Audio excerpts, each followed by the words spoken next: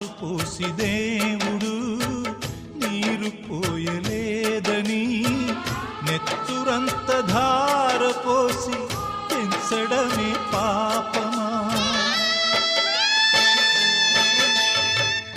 ఏరు దాటి వెంటనే పడవ కాచువారిలా అయిన వాళ్ళు మారిపోతే అంతకన్న శాపమా? నిన్నే తమ దైవమని కొలిచిన వారేనా యముడై వేధించకని నిను వెలివేసేనా?